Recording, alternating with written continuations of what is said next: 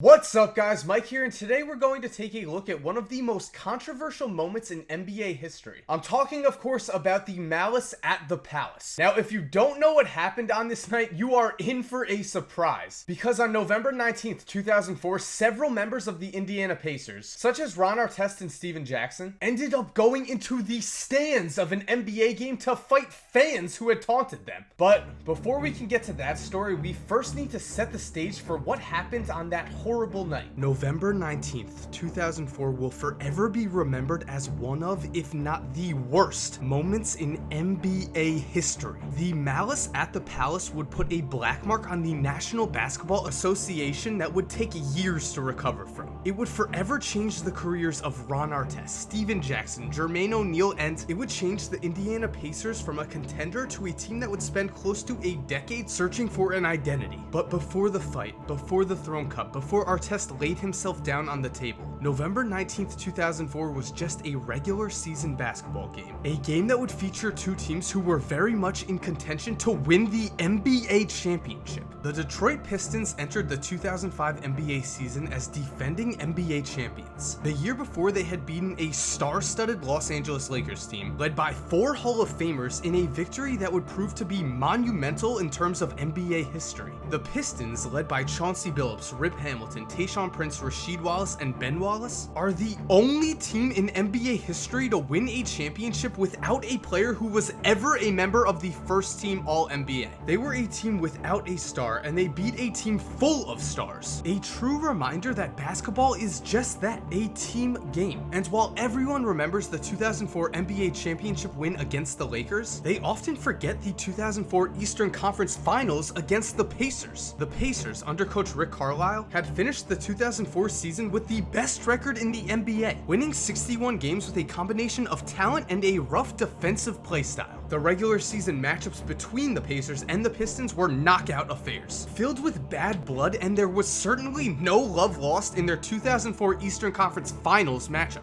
The series was physical, competitive, and featured a signature moment that would foreshadow the future events to come. With 4 minutes left and the score tied in what would be the deciding Game 6, Ron Artest hit Rip Hamilton with an elbow to the face. This foul was determined to be flagrant, and it would not soon be forgotten. Ron Artest's flagrant foul would later be considered the most important play in the game, because the foul lit a fire in the Detroit Pistons, which led to them gaining momentum and ultimately the win, which meant the Pacers went home without a chance to defend their home court on Game 7. But still, they believed they were the better team and were determined to prove themselves to the world. And already in the young 2005 NBA season, the Pacers had begun to build their case that they were the better team. Led by Ron Artest and their new addition Steven Jackson, the Pacers began the season with a 6-2 record, taking a lead in the standings over the Pistons at 4-3. Artest in particular had begun to play at a superstar level. Already known as one of the best defenders in the league, Artest had also begun to significantly raise his offensive level of play. In the 2004 season, he averaged 18 points per game, was the Defensive Player of the Year, was an All-Star, and was named All-NBA third team. In his first 6 games of the 2005 season, Artest was averaging close to 25 points a game to go along with 6 rebounds, 3 assists, and the best defense in the league. This was going to be the season where he took the leap, where his name would rise into the discussion of the best players in the NBA. And then his temper got the best of him. Which brings us to November 19th, 2004, otherwise known as the Malice at the Palace. At the time, this just looked like another regular season marquee matchup between two premier teams. This game was on national television, it had star power, it had the defending champs playing a team that desperately wanted to beat them. This game should have been one of the great moments to remember in the 2005 season. But as we already have seen with the bad blood between these two teams, the seeds had been planted for an absolute disaster. But at first, this game did not seem like a disaster for the Pacers. In fact, it seemed like the complete opposite. With just 57 seconds left in the game, Steven Jackson knocked down 2 free throws, giving Indiana a 15-point lead over the defending champions. The Pacers had dominated the Pistons on their home court, sending a message to the NBA NBA that there was a new top dog in town. But throughout the game, there were clear signs that this was not a friendly matchup on both sides. With around 7 minutes left, Rip Hamilton elbowed Jamal Tinsley in the back in what looked like a flagrant foul, sending the Pacers bench into an uproar. Then, with a minute in the half left, Wallace knocked Ron Artest into the basket support after a block, adding more fuel to the fire. A fire that would eventually lead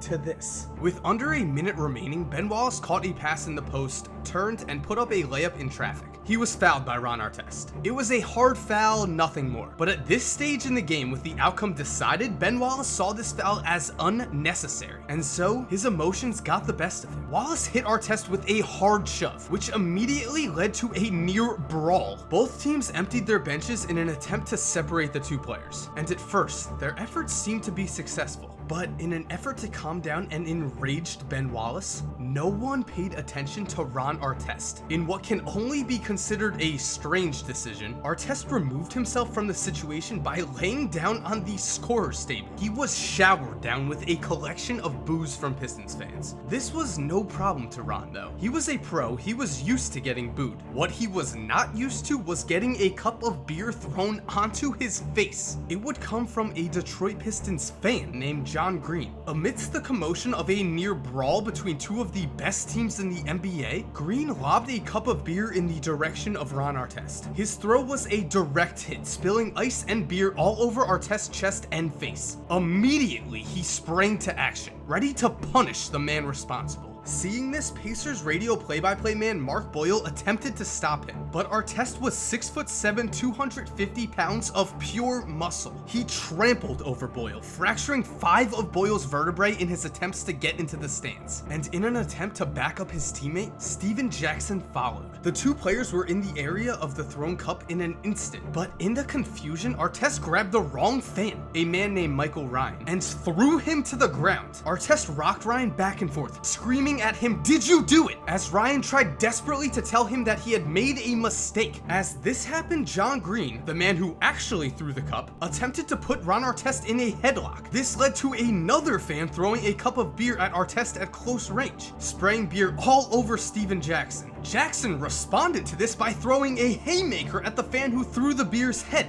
and then continued to try to punch him as several players, fans, and security tried to defuse the situation. This mayhem unraveled to a live national television audience, with Bill Walton putting everyone's thoughts into words, saying simply, "This is a disgrace." Finally, a combination of people grabbed Artest, leading him down to the court, and while the situation in the stands was clearly an issue, things were no better on the actual court. It was so chaotic, in fact, that two Pistons fans made their way onto the court to approach Artest. AJ Shackelford and Charlie Haddad got in Artest's way as he was led to the Pacers locker room. Almost instantly, a screaming Shackelford was punched by Artest in the face. The punch immediately knocked him down, and he brought his friend Haddad down with him. What happened next almost brought this horrible situation to an even worse level.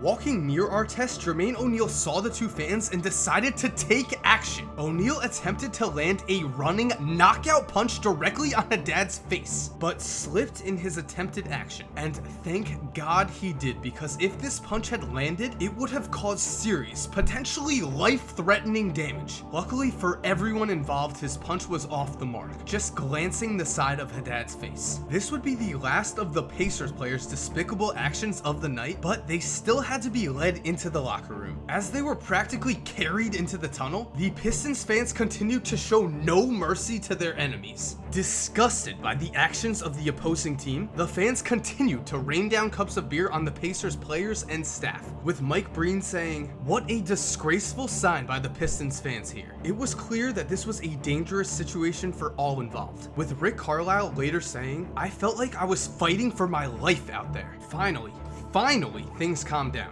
and the players made it into the locker room without further incident. But it was clear that several players' reprehensible actions needed to be dealt with, and the aftermath of the Malice at the Palace would alter the course of NBA history forever. The very next day, David Stern released a statement saying, "The events at last night's game were shocking, repulsive, and inexcusable." He would go on to promise an investigation and made it clear that the punishments would be severe, and they were. Ron Artest was suspended for the remainder of the NBA NBA season without pay. He would take the biggest financial hit of all involved, losing over $5 million.